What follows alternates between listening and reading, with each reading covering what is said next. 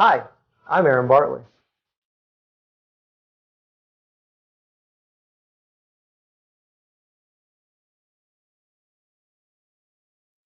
Sit and goes are great.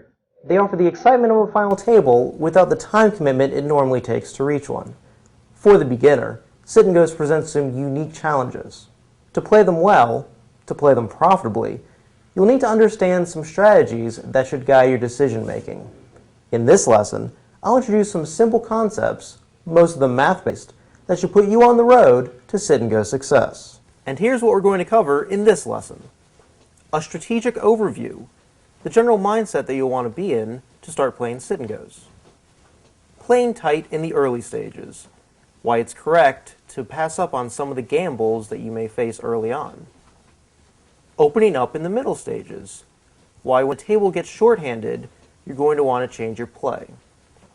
The changing value of chips, why chips in the early stages are worth a little bit more than chips in the late stages. And the bankroll requirements for sit and goes, how much money you're going to want to start with to give yourself the best chance to be a long-term winner. Sit and goes are the form of poker that are probably most accurately represented by what's shown on TV.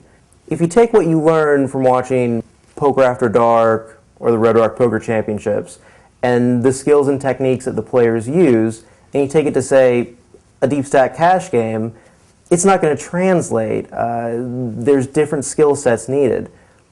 But it's perfect for an online sit and go.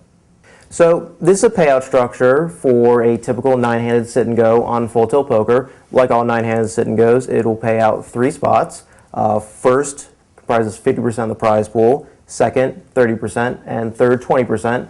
This is a $100 sit and go that we have up on the screen right here. So we see that that breakdown fits in $450, $270, $180. The main concept you want to get here is that obviously cashing is very important. Placing 4th through 9th is a pretty bad spot. You're going to be losing money in the short run and the long run.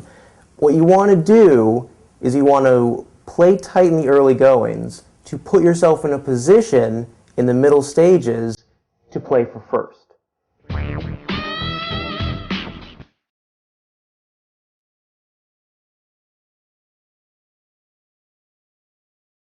Here are a couple of examples of some trouble hands that you may see early on in sit and goes. As I said before, in early sit and go play, you want to stay very tight because you don't want to bust yourself out before you can put yourself in a position to win it all. With 9 people, you're not going to be in a position to win it all. Early on, you want to fold a hand like ace-jack under the gun because it's just going to get you in trouble. You're not going to win that many chips if you do win the pot, and you can only lose chips if you lose the pot. Picking up the blinds is pretty inconsequential at this point. It's not even 1% of the overall chips in play. It's not going to help you that much. You don't want to start mixing it up and get a bad image because it's going to hurt you later on. Ace-jack looks pretty. It's a big ace. If this was a tournament, you might want to play it. But in a sit and go, it's probably best to fold it in this position. Here's another example of a troublesome hand that may come up early on in a sit and go. You have a middle pocket pair, and there's an under the gun razor. You may be tempted to play this, see a flop, but you can pretty much rest assured that the original razor has a pretty good hand. Worst case, or best case, you're racing.